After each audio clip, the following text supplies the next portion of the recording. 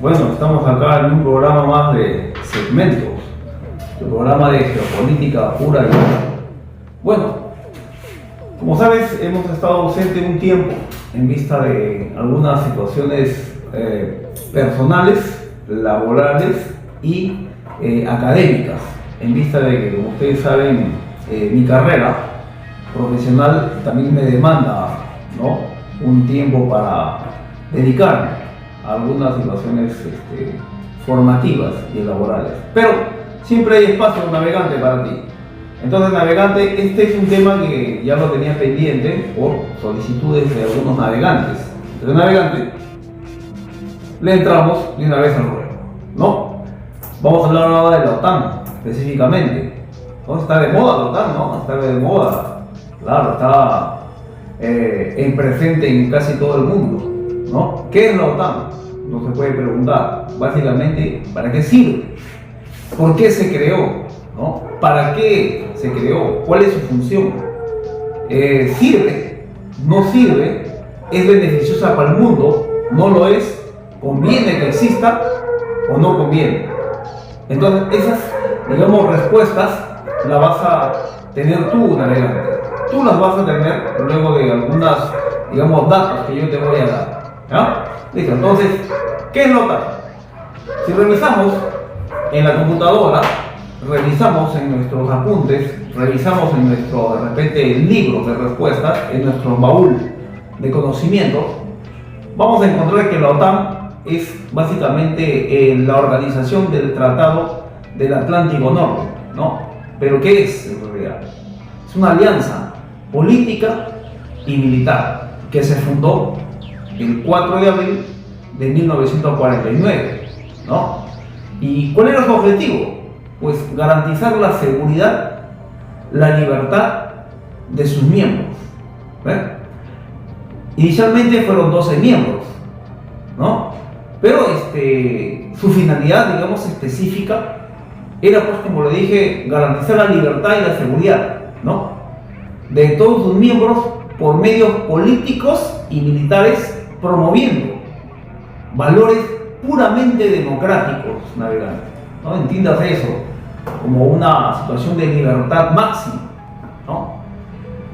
Esto a la vez estaba relacionado con un sistema de seguridad y defensa, ¿no?, que fomentaría la confianza, ¿no?, a largo plazo para evitar conflictos hacia sus miembros y en otras partes del mundo donde se podrían ocurrir, digamos, conflictos irresolvibles o irresolutos, ¿no?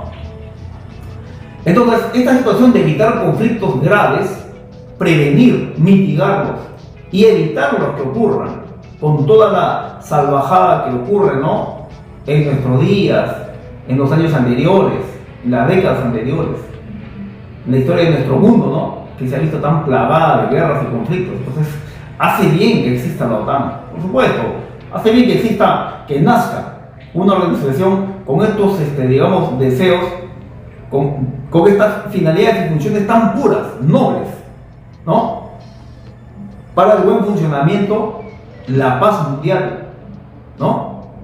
Pero muchas veces en el camino se ven distorsionadas por ciertos eventos que puedan ocurrir y por algunos líderes que tal vez pierdan el rumbo del camino, ¿no?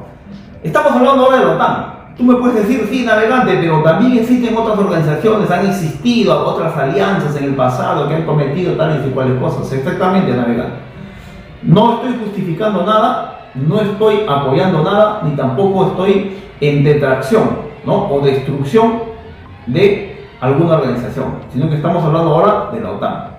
Próximamente podremos encargarnos de otra organización, otra alianza, otro pacto, ¿no?, como lo vamos a ver a medida del transcurso y desarrollo del video. Entonces, la OTAN, seguimos con la OTAN, ¿no?, un compromiso de resolución pacífica, ¿no?, de las controversias, ¿no es cierto? Más o menos se tiene que, pues, verificar que la paz mundial esté asegurada y específicamente para sus miembros que fue creada, ¿no? Actualmente son como cerca de 32 miembros, pero inicialmente fueron 12, como ya les expliqué, ¿no? ¿Quiénes fueron estos 12 miembros? Pues comenzaron siendo Estados Unidos, Canadá, Reino Unido, Francia, Bélgica, Dinamarca, Islandia, Italia, Luxemburgo, Noruega y Holanda. Pero esta unión o esta organización tiene sus antecedentes, tiene, digamos, su base, ¿no? De dónde se crea, cómo se crea, por qué se crea, a medida de qué, ¿no? En respuesta a qué. Bueno, te voy a explicar brevemente. Los antecedentes son anteriores. Hablamos antecedentes de la Primera Guerra Mundial y también de antes de la Primera Guerra Mundial que han existido. Pero como son amplios y son variados, yo voy a omitir algunos en vista del tiempo navegante. El tiempo navegante es oro, entonces no nos queda mucho tiempo para expandirnos tanto. Entonces, ¿qué ocurre? En la Primera Guerra Mundial, como ustedes saben, Alemania apoya al Imperio Austrohúngaro en su invasión a Serbia, ¿no? Ahí comienza, digamos, ahí se desata la Primera Guerra Mundial por el asesinato o el atentado contra el archiduque de Austria, ¿no? ¿A manos de quién? A manos de un nacionalista serbio. ¿Pero por qué? ¿Por qué ocurre esto? ¿Por qué, digamos, se hace este atentado? Porque Serbia no quería pertenecer al Imperio Austrohúngaro. El Imperio Austrohúngaro, ¿no?, pretendía anexarse a Serbia por su rápido crecimiento, por su rápida expansión. Ya veían a Serbia como una amenaza en la región. Le estoy pasando fotos e imágenes del mapa de esa época, ¿no? Cómo Serbia estaba convirtiéndose en una pequeña potencia en la región del sudeste de Europa, ¿no? Entonces, esta nación eslava de Serbia, pues estaba creciendo y estaba pues también teniendo sus, digamos, ambiciones personales de unir a todos los pueblos eslavos de Europa del Este, ¿no? A todos los pueblos eslavos del sur, en Europa del Este, Serbia las pretendía unir.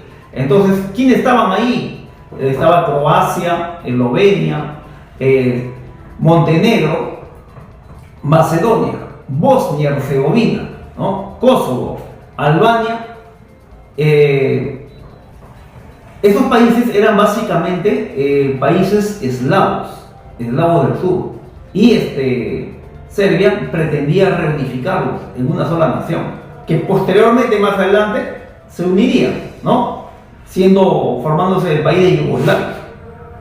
Bueno, entonces, este hecho, ¿no?, se produce porque, como le estaba explicando, el atentado ocurre en razón de ¿qué? De que Serbia iba a ser anexada por el Imperio Austrohúngaro. Pero anteriormente a eso, ya el Imperio Austrohúngaro se había anexionado Bosnia y Herzegovina. Entonces se estaban aproximando a Serbia, y ahí fue donde, a la llegada del archiduque de Austria, el heredero al trono del Imperio Austrohúngaro, es asesinado. Entonces, el Imperio Austrohúngaro responsabiliza al gobierno serbio de no hacer prácticamente nada por, digamos, atrapar a la organización que había perpetrado este atentado, por lo cual decide invadir Serbia. Pero recuerde usted que Serbia era un pueblo eslavo que tenía, digamos, esta región tenía acuerdos de mutua defensa y protección de Rusia, porque Rusia también es un pueblo eslavo pero más grande. Entonces eran primos con estas regiones. Entonces Rusia apoya a Serbia y sale en defensa de Serbia. El Imperio Austrohúngaro tenía en esa época convenio de mutua defensa con Alemania, y el Imperio Alemán estaba creciendo muy fuerte, ¿no? Ya hemos visto en videos anteriores, y ahí es donde prácticamente se desata la guerra, la Primera Guerra Mundial, ¿no? Entonces, Hasta esos momentos, Rusia también tenía convenios con Francia, ¿no? Y con Bélgica. Luego, cuando Alemania entra en la Primera Guerra Mundial, prácticamente invade Francia, invade Bélgica, y Inglaterra es automáticamente ingresada también a la Primera Guerra Mundial, ¿no? Por motivos de que ya se convertía en una amenaza para Inglaterra el hecho de que ya estuviera ocupando Bélgica, ¿no? Hablamos de la Primera Guerra Mundial.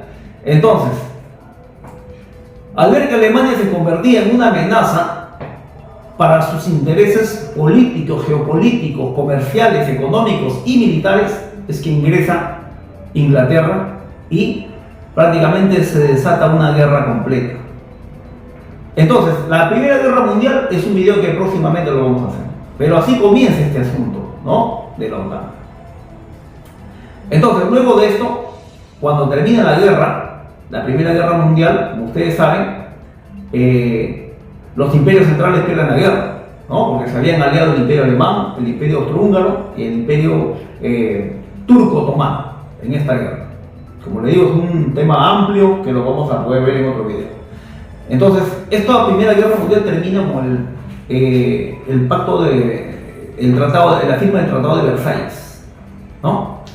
En el Palacio de los Espejos de Francia. Entonces, este Tratado de Versalles fue prácticamente, digamos, el mayor símbolo de la humillación a la derrota alemana. Se responsabiliza a Alemania de todo, por haber instigado en la guerra, por haber financiado, por haber apoyado y abastecido logísticamente con armamento, hombres y todo, ¿no? Al Imperio Austrohúngaro, a usar al Imperio Turco-Otomano. O sea, se responsabiliza a Alemania de todo y a Alemania le cae, digamos, el peso máximo del castigo. Se le impone unas multas exorbitantes, pagos por gasto de guerra e indemnizaciones hacia los países vencedores, ¿no? Francia, Polonia y Checoslovaquia le arrebatan territorios al Imperio Austrohúngaro, al Imperio Turco-Otomano y sobre todo a Alemania. O sea, prácticamente es una humillación terrible para los alemanes. Ahora, el Tratado de Versalles es más extenso, contempla más cosas, ¿no? Pero lo estamos resumiendo básicamente. Entonces, de ahí viene, digamos, el resentimiento íntimo del imperio y el orgullo alemán por la humillante derrota y el humillante, digamos, la humillante sanción y castigo que se le había aplicado de los países occidentales hacia Alemania. Entonces, ¿qué tiene que ver esto con la OTAN? De ahí viene, no te preocupes, navegante.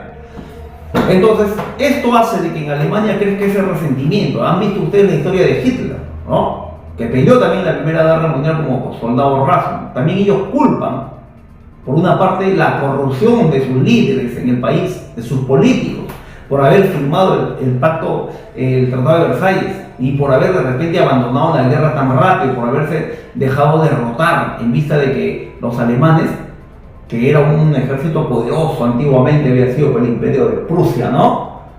Tenían, digamos, un aparato militar excelente. ¿Cómo se han dejado derrotar, decían los alemanes?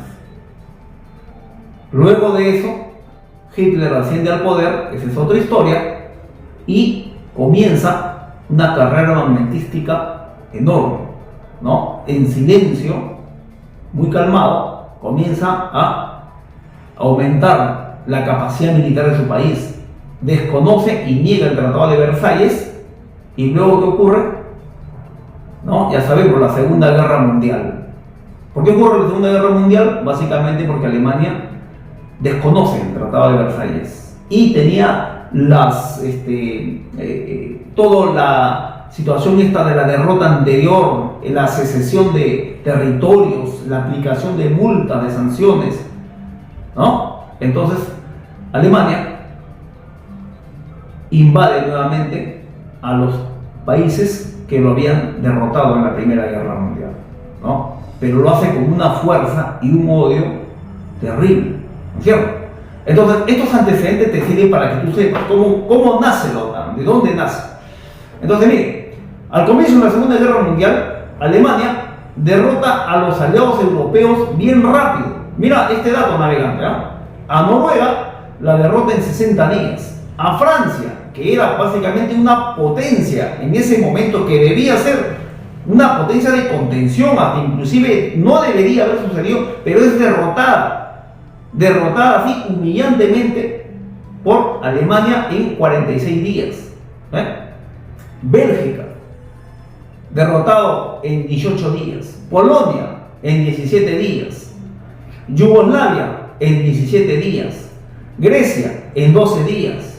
Holanda, derrotada en 5 días. Luxemburgo, derrotado en 1 día. Dinamarca, derrotado en 6 horas. Ahora, tú me dices, ¿y por qué Alemania tuvo que cargarla contra estos países? ¿Por qué? Porque en el Tratado de Versalles, que te estuve narrando navegante, ¿no?, de la Primera Guerra Mundial, Francia se anexionó Alsacia y Lorena, territorios alemanes. Bélgica se anexionó Eupen y Maladeli. Dinamarca se anexionó Schleswig. Holanda o Países Bajos, ¿no?, ¿qué fue? Fue, digamos, ya estratégicamente invadida porque estaba cerca del Reino Unido y quería evitar que tenga Estados Unidos, digamos, el Reino Unido una base, ¿no?, militar ahí. Noruega, para operarse los puertos y del hierro que producía. Grecia, teníamos que asegurar ahí el flanco balcánico, ¿no?, y vengar también la derrota que había sufrido Italia ahí en esa región, ¿no? Asimismo, estaba cerca a los yacimientos de petróleo de Rumanía. Luxemburgo es para debilitar a Francia. Entonces, ¿pero qué pasa? Que estos países que fueron invadidos y derrotados prácticamente muy fácil por Alemania, tenían alianza entre ellos. Una alianza así primaria, digamos, o primitiva, que era, ¿no?, básicamente los inicios de la OTAN. Entonces, al ver este asunto, ya después de la Segunda Guerra Mundial, se vio de que una potencia ajena a la OTAN, ajena o a los primeros miembros, o a los países más occidentalizados de Europa, podrían ser nuevamente atacados y derrotados. Alemania ya estaba derrotada después de la Segunda Guerra Mundial, ¿no? Como dije, ese es otro video que tendríamos que narrarlo, analizarlo, estudiarlo, verificarlo, ¿no? Pero ya existía otro actor en escena, ¿no? ¿Quién sería ese actor? Pues claro, la Unión Soviética. ¿Cierto? La Unión Soviética, que era prácticamente presidida o gobernada por Rusia, ¿no? Un fuerte bloque comunista que ya se había alzado, que había ya puesto su bota, ¿no?, digamos, en la Segunda Guerra Mundial. Se había visto ya el poder de esta bestia, ¿no? Entonces era necesario, pues, hacer, digamos, una organización que me asegurase de que al menos a este bloque, a este segundo contendor o a este posible, ¿no?, ente de amenaza, lo tengas parado, lo tengas estacionado, o al menos lo piense antes de invadirlo. Entonces, señores, siguiendo con la creación de la OTAN, ¿no?, en los primeros años de la OTAN solo fungía de una asociación política, ¿no? Tenía sus cláusulas de defensa colectiva, ¿no?, su brazo armado en caso de agresión a uno de los miembros, pero todavía no funcionaba, o no se hacía evidente, o no se hacía, digamos, necesario, porque ya existía la ONU, ¿no? Entonces la OTAN sería como una, digamos, organización paralela a la ONU. En 1950 ocurre la guerra de las dos Coreas, ¿no? Entonces este hecho fuerza prácticamente a que una coalición armada permanente ingrese en este conflicto, porque Corea del Norte estaba prácticamente derrotando a Corea del Sur, que era un enclave, ¿no?, de Occidente. Entonces se unen varios países a la OTAN y ingresan al conflicto contra los comunistas de Corea del Norte, que eran apoyados por China y por la Unión Soviética, ¿no? Ya hemos visto eso en el video anterior de las dos Coreas. Entonces, ¿qué ocurre con ello? Que con ello se agudiza la Guerra Fría. Con eso se agudiza, digamos, lo mejor del armamento que había en esa época, porque los comunistas llevaban armamentos sofisticados y los occidentales también. Y había una competencia de tecnologías, había una competencia de armamento nuevo, aviones nuevos, submarinos, ¿no? Misiles y todo lo que en la Segunda Guerra estaba a punto de ponerse en pie, en la Guerra de Corea se utilizó. Y ahí prácticamente hubo un, digamos, bloqueo permanente, ¿no? De estas dos potencias en el mundo. Para esto también ya el bloque soviético ya había detonado su primera bomba nuclear, ¿no es cierto? ¿Se acuerda usted? Y los americanos lo habían hecho en Japón, en Hiroshima y Nagasaki, al término de la Segunda Guerra Mundial. Entonces ya estos dos bloques, estos dos ex aliados que combatieron en la Segunda Guerra Mundial, la Unión Soviética y Occidente, ya se miraban, pero muy mal. ¿Ves, señores? ¿Cómo cambian los tiempos? ¿Ves? Entonces, se hace necesario la OTAN. Entonces, la respuesta más obvia para la OTAN, que había ingresado ya en la guerra de Corea y que habían tenido ahí un combate pero encarnizados, es que la Unión Soviética crea el famoso Pacto de Varsovia. El Pacto de Varsovia es creado en 1955, liderado por la Unión Soviética, más los países satélites que estaban en la órbita soviética, que no pertenecían a la Unión Soviética, pero estaban cerca de su órbita, estaban en la frontera de la Unión Soviética. ¿Quiénes eran? Polonia, Checoslovaquia, Hungría, ¿no? Rumanía, Bulgaria, Albania. Estos países eran comunistas, por supuesto eran comunistas, ¿no? Porque tenían mucha influencia de la Unión Soviética. Aparte de eso también recibían bastantes, digamos, divisas, recursos, bastante petróleo, bastante gasolina, bastante recursos naturales. O sea, la Unión Soviética era un monstruo, era una bestia que tenía una economía enorme. Entonces, como la ONU había sido creada en 1945 y no podía estabilizar las tensiones que había en el mundo, ni tampoco en Europa, ni en Asia, ni en América, eran demasiadas tensiones que había, ¿no? Los partidos comunistas en los países de Europa, de Asia, de América y de otras partes del mundo crecían rápidamente, eran financiados por la Unión Soviética, financiados por los comunistas chinos. Entonces comenzaban a haber, pues, digamos, fuerzas antagónicas dentro de los países europeos. Se veía un peligro, había golpes de Estado, triunfo de las izquierdas, ¿no? Había amenazas dentro de la soberanía de países europeos como Noruega, Grecia, Turquía, Checoslovaquia. Estamos hablando, ojo, de esas épocas, navegante, de los años 50, 60, ¿no?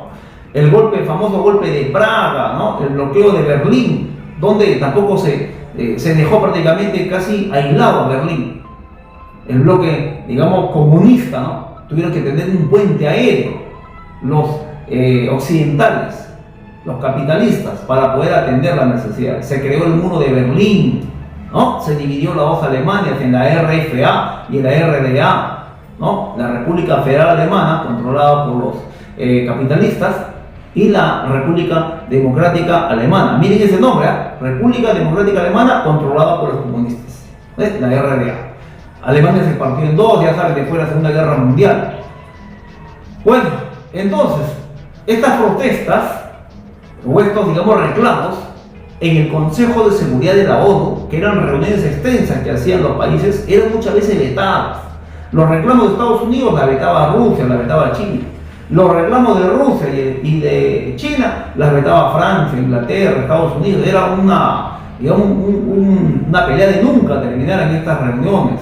Entonces habían, como le digo, golpes de baja y alta intensidad en los gobiernos europeos y mundiales. Por un lado entraban los comunistas, por otro lado eran derrotados, por otro lado no entraban los capitalistas, eran derrotados. Acuérdense ustedes nomás de la guerra de Vietnam, ¿no? Que Estados Unidos perdió la guerra de Vietnam. ¿Por culpa de quién? De los soviéticos, porque estaban metidos ahí, ¿entienden? Entonces habían estos tipos de guerras en todos lados. La primera guerra de Afganistán contra Rusia, que también perdió Rusia esa guerra, tuvo que retirarse, ¿no? Entonces habían así golpes por todos lados, Laos, Camboya, en Birmania hubieron conflictos. Entonces Cuba, ¿ves? Chile, en Chile ganó Salvador Allende, ¿se dan cuenta? O sea, había situaciones así que eran, digamos, insostenibles en el mundo. Entonces había, como que, digamos, golpes de alta y baja intensidad en forma viceversa, ¿no? Entonces, ¿qué ocurre? Que en el artículo 51 de la ONU sostiene que los Estados miembros tienen derecho a su legítima defensa, todos los Estados miembros, en caso de un ataque, ¿no?, armado a uno de los miembros. Este país tiene derecho a su legítima defensa, ¿no?, que es inmanente, derecho a su legítima defensa individual o colectiva, ya sea que tenga alianzas colectivas entre varios miembros de varios países. Y esto es lo que había creado la OTAN, este precedente de legítima defensa colectiva dentro del artículo 51 es el asidero legal para que nazca la OTAN, ¿no? Y entonces, como un país tiene su derecho a legítima defensa, hasta esperar que el Consejo de Seguridad de la ONU tome una decisión, ¿no?, que tome cartas en el asunto, pero hasta que tome cartas en el asunto y saca una resolución que, digamos, se tiene que ejecutar, era un problema, porque el Consejo de Seguridad había en estas reuniones que yo les decía, que eran vetados por uno y por otro bando, ¿no? Si se trataba de apoyar de repente la guerra de Vietnam, los rusos y los chinos vetaban la resolución. Si se trataba de apoyar a Afganistán, los americanos, los ingleses y los franceses vetaban la resolución en favor de Rusia y de China, ¿no? Entonces, así era más o menos. Entonces, también había el problema de Taiwán, ¿no es cierto? Había el problema de las dos Coreas. Estaba el problema también de las dos Alemanias, que se querían reunificar. Entonces, para 1952, ya Grecia y Turquía se unen a la OTAN. Va creciendo la OTAN, ya no eran 12 miembros, eran 14. En 1955 ya se une Alemania, la RFA, la República Federal Alemana. Recuerda usted que eran dos alemanes. En 1962 ocurre la crisis de los misiles entre Estados Unidos y Rusia en la isla de Cuba, ¿no? Como usted ya sabe, esta crisis ocurre porque Estados Unidos también había montado bases atómicas con misiles nucleares apuntando a Moscú, en Alemania y en Turquía, ¿no? Entonces, esta respuesta le dio Rusia a los Estados Unidos. En 1982 ya se une prácticamente España, ¿no? Luego, ya con la caída de la Unión Soviética, que fue en 1991, el 25 de diciembre, se unen otros países, inclusive algunos ex miembros de la Unión Soviética, ¿no? Se une España ya es reunido, se une Albania, se une Bulgaria, se une República Checa, se une Croacia, Eslovaquia, Eslovenia, Hungría, se une Italia, ¿no?, Macedonia, Montenegro, Polonia, Finlandia y Suecia finalmente, ¿no? Ojo, usted sepa que la disolución de la Unión Soviética fue el 25 de diciembre de 1991 y algunos países que habían sido miembros del Pacto de Varsovia, ¿no?, se habían unido al otro bando porque habían estado buscando su seguridad o su estabilidad en vista de que los gobiernos habían cambiado, ¿no? Ahora, ¿quién disuelve la Unión Soviética? La Unión Soviética la disuelve Mikhail Gorbachev, ¿no?, presionado por los, digamos, problemas internos de la Unión, problemas económicos, problemas sociales, problemas políticos, ¿no? Una gran crisis prácticamente en los 15 países que eran miembros de la Unión Soviética. Pero se supone que ahí, por ejemplo, cuando ya se terminaba la existencia de la Unión Soviética, se acababa el peligro o la amenaza latente para, ¿no?, la OTAN. ¿Para qué fue creado? Para evitar de que alguna potencia extraña, ¿no?, o de contra, o anticapitalista, invada los países miembros de la OTAN. Pero la OTAN sigue existiendo. Claro, y tiene razón de ser, por supuesto que tiene razón de ser. ¿Tiene derecho a existir? Por supuesto que tiene derecho a existir. Tiene derecho de, digamos, seguir sus funciones en adelante. ¿Tiene derecho a crecer? Por supuesto que tiene derecho a crecer. ¿Entiende? Ahora, que haya de repente situaciones complejas ahí en el camino, de que, digamos, hayan habido pactos internos, acuerdos internos entre la ex Unión Soviética y la OTAN para que no se expanda más al este, es otra cosa. que habría que ver y analizar, sería motivo de otro video, navegante, ¿no? Para verificar si son legítimas o ilegítimas la adhesión de países que fueron parte de la órbita soviética, como ya habíamos hablado, ¿no? Entonces, Mikhail Gorbachev disuelve la Unión Soviética, ¿no? Pero sus antecedentes datan de ya de 1970, cuando, digamos, comienza a caer bastante su economía, falta de inversión, falta de insumos, ¿no? Falta de tecnología, administración pésima de las empresas del Estado, porque todos eran empresas comunistas, o sea, empresas estatales.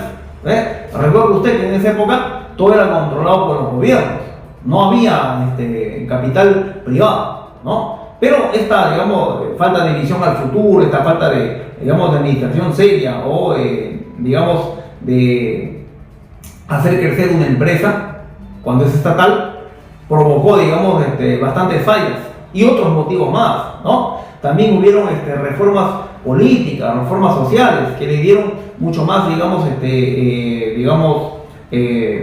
facultades a los partidos políticos menores para poder crecer. Comenzaron a haber huelgas, comenzaron a haber reprimendas, comenzaron a haber protestas que se fueron multiplicando a través de los países de la Unión Soviética.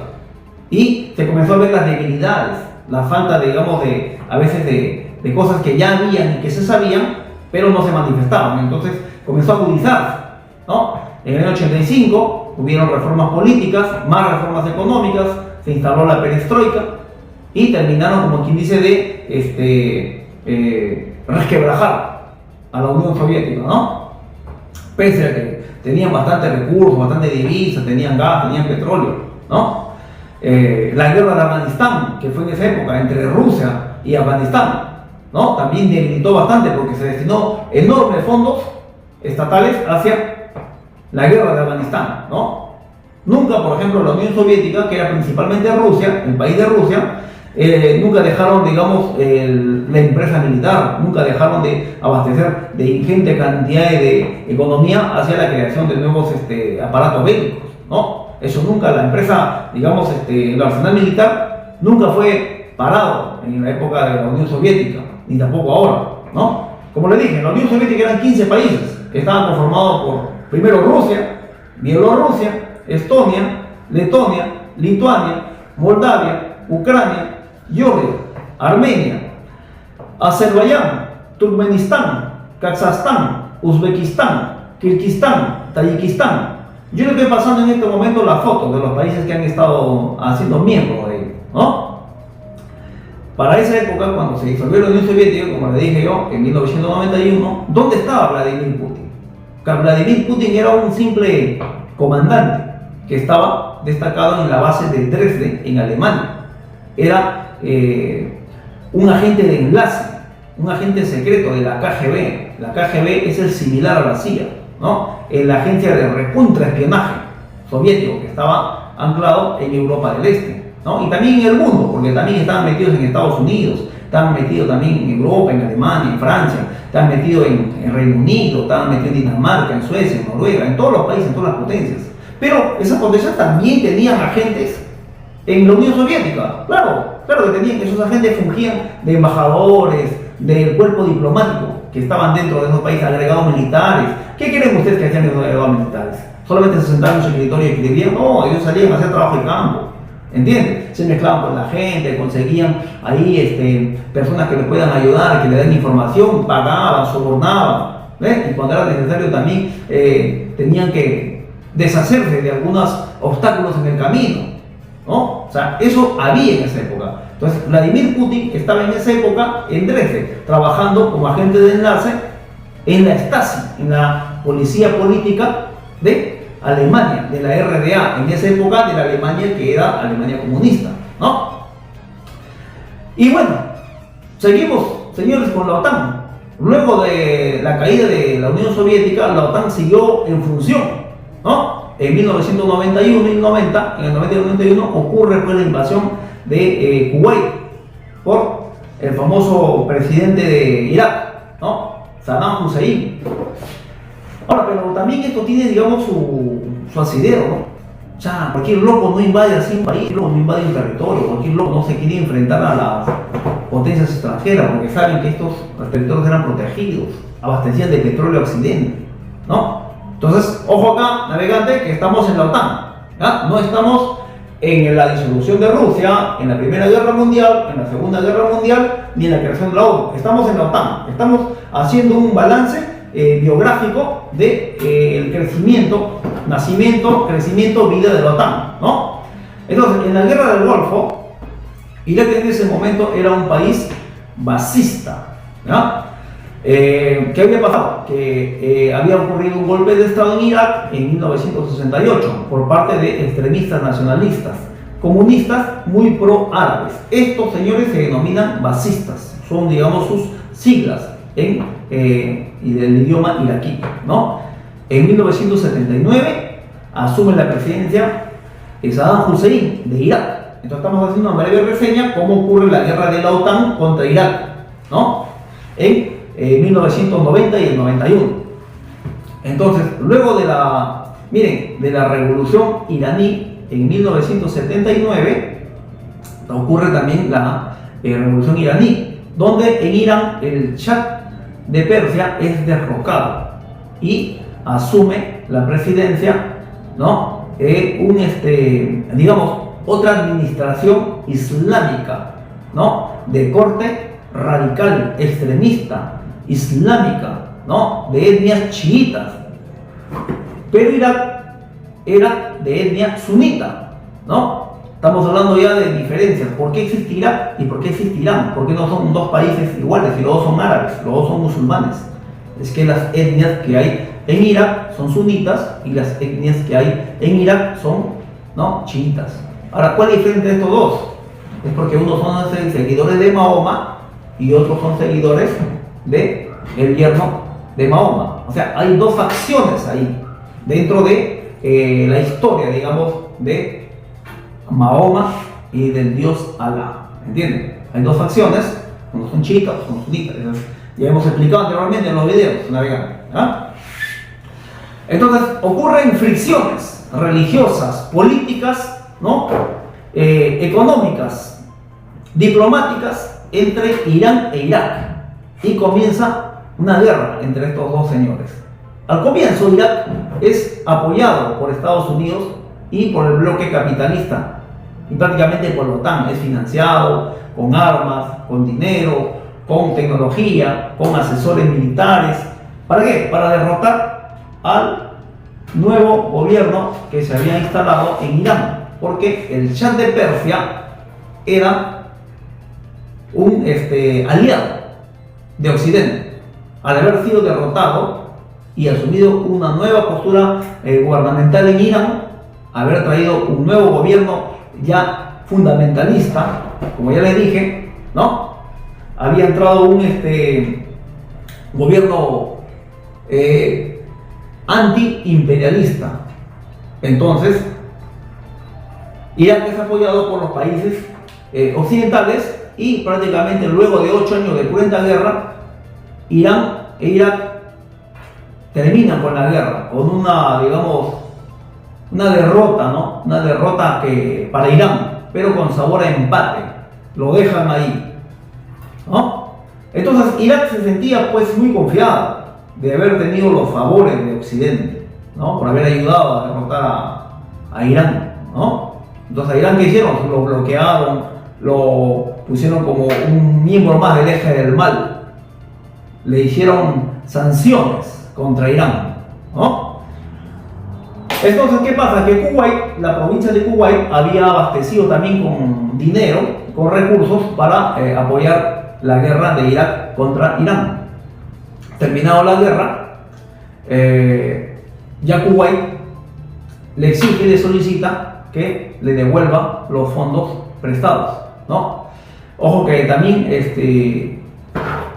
esta guerra también tiene sus cielos históricos, ¿ya? Porque Irak denunciaba de que estos territorios de Kuwait habían sido anteriormente parte del imperio, ¿no? Del imperio iraquí. Entonces, ¿qué pasaba? Que habiendo sido ya, digamos, derrotado Irán, estando Irak casi en la bancarrota, atendiendo sus problemas económicos, viendo que Kuwait era una provincia enorme, que tenía era una provincia que tenía enormes cantidades de recursos petroleros. Exige que Kuwait indemnice por algunos gastos de guerra contra Irán. Más bien, Kuwait estaba solicitando que devuelvan los fondos. Se hace una situación tensa políticamente, ¿no? Además, Kuwait producía más petróleo que Irak. Miren, inclusive Kuwait es un país pequeño, ¿no? Y miren, aparte de eso también, los yacimientos y pozos petroleros de Irak que estaban en la frontera con Kuwait, los pozos petroleros de Kuwait producían más petróleo. Entonces Irak acusaba de que le estaban robando sus yacimientos internos del subsuelo y que era petróleo iraquí. Entonces, por esos motivos y muchos más, ¿no? El 2 de agosto de 1990, Irak invade Kuwait y prácticamente derrota a Kuwait. La ocupa y la anexa a Irak, en donde prácticamente es condenado a nivel mundial por todos los países occidentales al haber incumplido los tratados internos que habían entre Irak y los países occidentales, al haber, apropiado del petróleo prácticamente de todas las empresas europeas y americanas que estaban operando en esa zona. Se inicia la operación Tormenta del Desierto por la OTAN. Y ya sabemos cómo termina esa guerra, ¿no? Irak es derrotado, Irak es arrasado y prácticamente Irak es ocupado militarmente por la OTAN. Entonces, esa fue la primera guerra de la OTAN, ¿no? Su participación directa, prácticamente hablamos, porque la que ocurrió en la guerra de Corea fue indirecta, ¿no? Luego de esto viene el conflicto con Yugoslavia, que también es un tema largo. Es un tema, para debatirlo en otro video navegando. Pero también en Yugoslavia ocurre guerras contra la OTAN. ¿Por qué ocurre guerras acá? Como ustedes saben, ya les he explicado en la primera parte de que Serbia quería, unir a todos los países eslavos del sur, ¿no? Y lo logra unir. Después de la Segunda Guerra Mundial, ojo que en esta época, en la Segunda Guerra Mundial, el mariscal Tito, luego se convertiría en dictador de Yugoslavia. Tito hace una resistencia feroz en Serbia, ¿no? Bajo la ocupación alemana, crea la famosa resistencia en Yugoslavia, en donde ellos logran resistir, derrotar y expulsar a los nazis dentro de toda la región de Yugoslavia, ¿no? El 29 de noviembre del 46, prácticamente el mariscal Tito proclama la República Federal de Yugoslavia. ¿Y quiénes estaban dentro de esa república? Estaban Eslovenia, Croacia, Bosnia y Herzegovina, Serbia y Montenegro, Macedonia, Kosovo, ¿no? Que eran la región de los eslavos del sur. Se logran unir en un solo país, ¿no? Pero dentro de estas distintas regiones había bastantes diferencias entre sus pobladores. Unos eran musulmanes, otros eran cristianos, eran otros ortodoxos, católicos. Habían, combatido juntos en las guerras balcánicas. Otros habían combatido entre ellos también, porque también tenían problemas entre ellos, ¿no? Pero habían logrado subsistir, habían logrado, conformar su propio país, ¿no? Ojo que en la primera guerra balcánica, que fue en 1912, los países balcánicos combaten contra el imperio austrohúngaro, ¿no? Y contra el imperio turco otomano, logrando expulsar a los otomanos, ¿no? Luego de la primera guerra mundial, que habría sido derrotado, estos dos imperios, y el imperio alemán también, se crea pues un territorio donde se unen a todos los eslavos.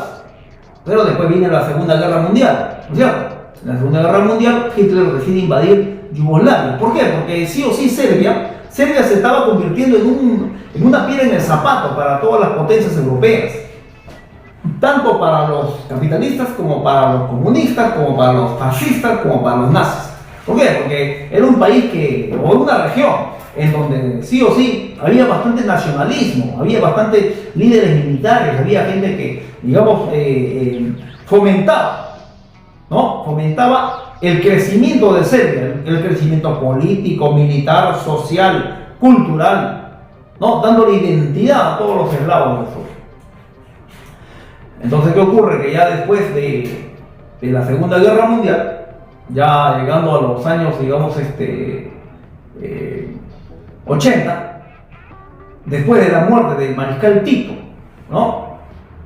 El mariscal Tito llega a tener como cerca de 34 años, casi 34 años, a Yugoslavia unida, ¿no? Aplacando todo tipo de insurrección, levantamiento, revuelta, nacionalismo insano de otras regiones.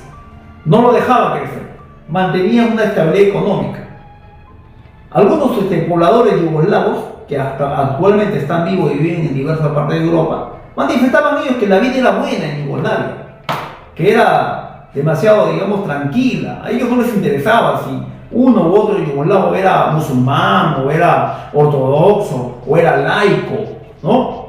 O era fundamentalista. Ellos simplemente se conocían, eran yugoslavos, les interesaba saber de dónde venía, de qué región era, porque tenían sus encuentros, pues, ¿no? Digamos como que se vengan los del sur, se juntaban con los del norte, los de oriente, jugaban fútbol, había diversos tipos de encuentros universitarios, ¿no? Encuentros sociales, viajes de placer que se iban a otras regiones a disfrutar de las playas, a disfrutar de los montes. Entonces era un país en bonanza, ¿no? Entonces estos señores acusan a la OTAN de haber prácticamente destruido su país, ¿no? Pero ¿cómo comienza esta guerra? ¿Cómo comienza la guerra, ¿no? Entre Yugoslavia, dentro de la misma Yugoslavia? A la muerte del mariscal Tito, ¿no? Que ocurre en 1980, comienzan ya a haber otro tipo de gobierno que entran después de suceder a Tito. Pero existen ya mayores protestas, desacuerdos, ¿no? Líderes débiles y venables, corruptos, que se dejaban, digamos, sobornar por algunas facciones políticas de uno y otro lado para tratar de darle beneficios a una región en desmedro de otra región. Digamos que le daban más beneficios a Eslovenia en detrimento de Croacia, ¿no? Más beneficios a Montenegro en detrimento de Bosnia y Herzegovina.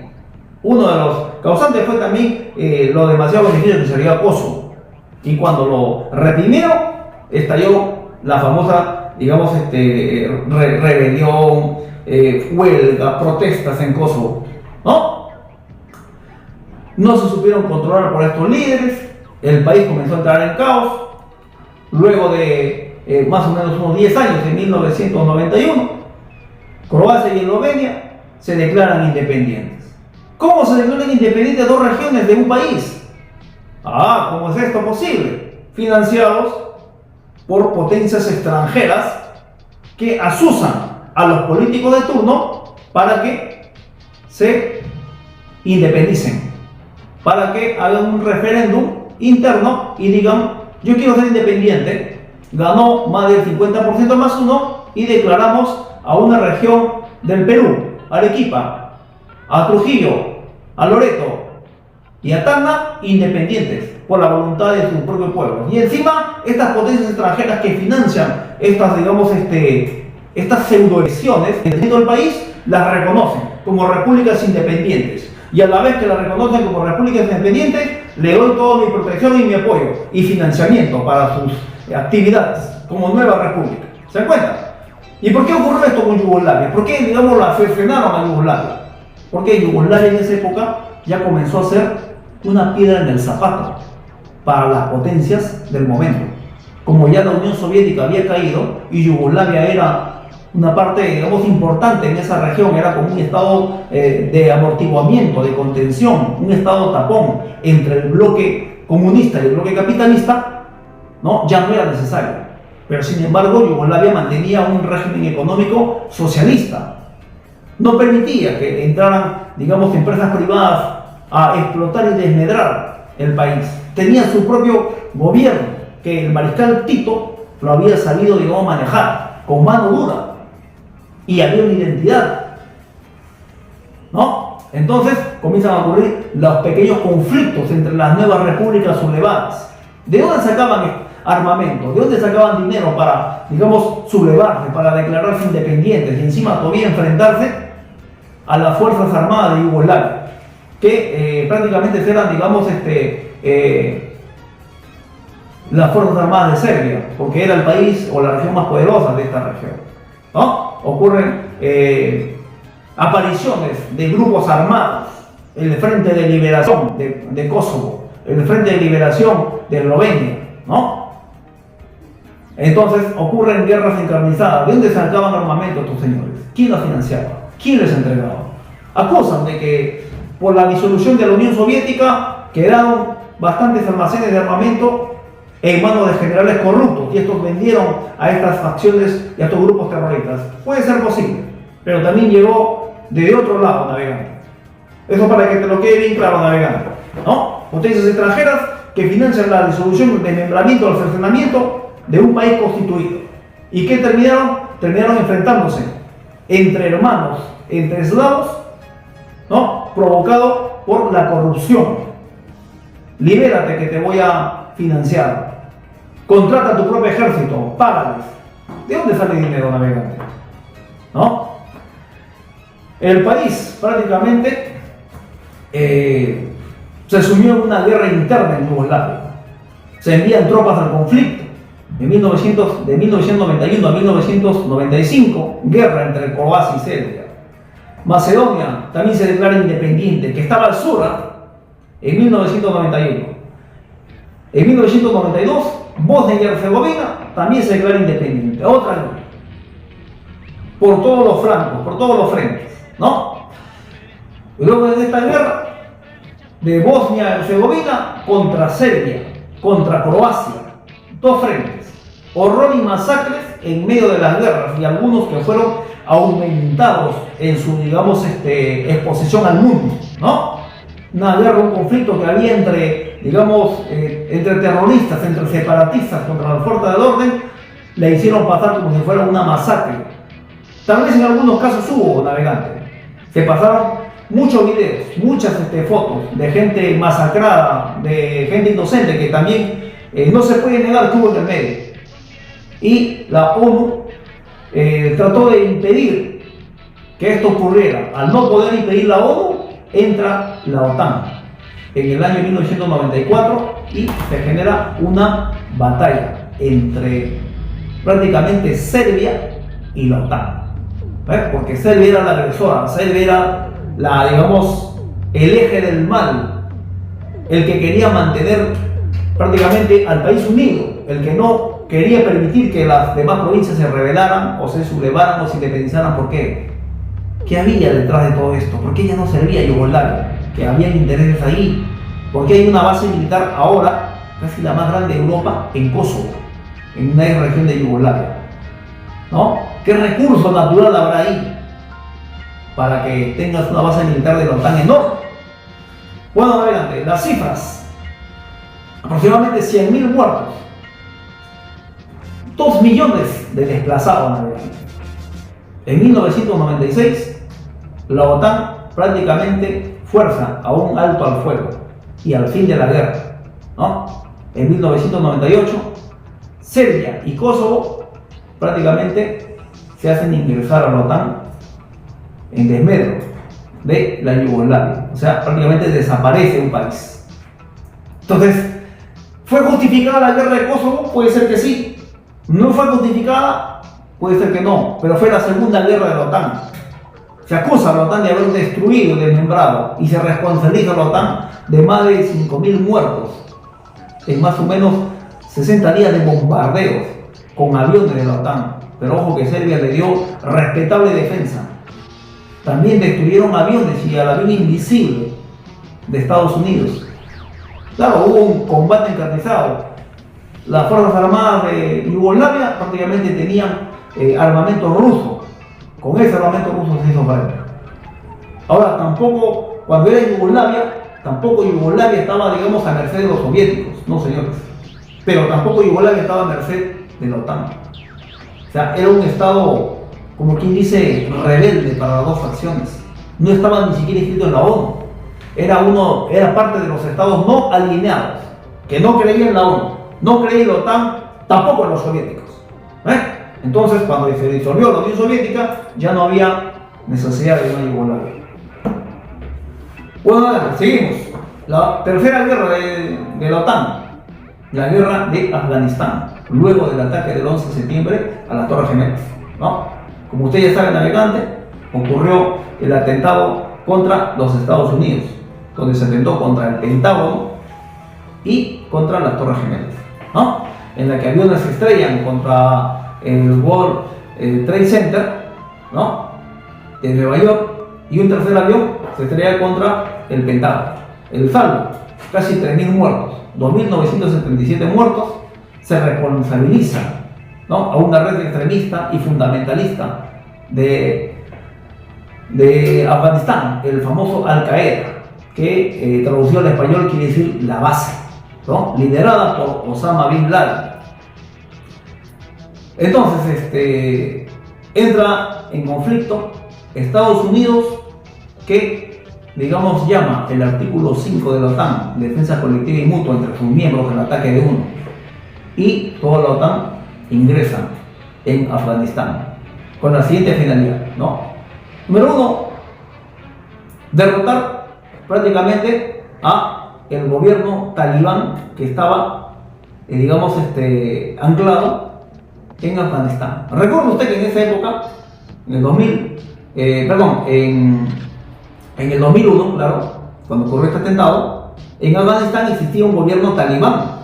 Este gobierno talibán protegía a los terroristas internacionales, les daba, digamos, permiso para que puedan operar, vivir, quedarse, entrenarse, ¿no?, y financiarse en Afganistán. Ahora, ¿qué obtenía a cambio? Obtenía protección, armamento, obtenía dinero, recursos. O sea, no es gratis este asunto, está, digamos, conspiración o alianza entre mafias tanto de derecha, de izquierda, ¿no?, mafias rojas, negras, azules, hasta blancas, ¿no? O sea, usted me entiende, navegante. Entonces, siempre hay de ida y de vuelta beneficios, ¿no? Entonces, destrucción del mundo árabe, dicen los fundamentalistas islámicos. ¿Por qué atacaron a Estados Unidos, ¿no? ¿En qué se basan? ¿En qué, digamos, ellos se justifican, ¿no? Entonces, ellos dicen de que responsabilizan a Estados Unidos de sus aliados por los conflictos y muertes, destrucción del mundo musulmán, ¿no? La alianza y protección a los sionistas, ¿no? El abastecimiento de armamento y financiamiento a Israel, ¿no? Y a toda su, digamos, a todo su aparato militar para la destrucción de Palestina y de los países, ¿no?, musulmanes. Tropas de ocupación en Arabia Saudita. En la carta que escribe Osama Bin Laden, y donde justifica su accionar, menciona más detalles, que sería motivo de otro video navegando, ¿no? Pero la reacción de Occidente fue rápida y efectiva. Digamos, llamó al artículo 5 de la OTAN y entró en conflicto Estados Unidos y sus aliados, invadiendo Afganistán, ¿no?, para destruir a Al-Qaeda, derrotar al gobierno talibán, ¿no?, y establecer un gobierno democrático, pero bajo ocupación militar de la OTAN, ¿no? Entonces, se tenía que sí o sí terminar con esta barbarie. Entonces, en el 2011 se da muerte a Osama Bin Laden, al supuesto responsable, ¿no?, de los ataques a Estados Unidos. Le digo supuesto responsable navegante porque si usted revisa y rebusca en todo el mundo y el mar de información que hay, va a encontrar otro tipo de información, ¿no? Entonces, navegante es un criterio para que usted vea. Entonces, esa sería la tercera guerra de la OTAN, por la que ingresó en el mundo. Otra guerra de la OTAN, la última, que usted está viendo en estos momentos, una guerra indirecta en la que se ha metido en Ucrania con Rusia, ¿cierto? En donde prácticamente la OTAN está siendo, digamos, derrotada en suelo ucraniano. Bueno, los detalles, navegante, lo hemos visto ya en los videos anteriores que hemos publicado, ¿cierto? En la guerra de Ucrania, hemos visto también cómo Rusia ha sido atacada, toma y dame. O sea, no es que también la OTAN la tenga todas de perder, también la ha tenido de ganar, ¿no? Ahora, esa es la OTAN, navegante, una alianza militar y política para defender colectivamente a sus miembros, ¿no? Entonces, ¿cuál es la finalidad? Garantizar la libertad y seguridad de sus miembros por medios políticos y militares, promoviendo los valores más puros de la democracia nacional. ¿Listo? Entonces, esa es la OTAN, la alianza de países del Atlántico Norte. Bien, navegante, eso sería todo por hoy. Hay más temas que abordar, por supuesto que hay más temas que abordar. Ya lo veremos, navegante, en los siguientes capítulos. Un abrazo, te cuidas.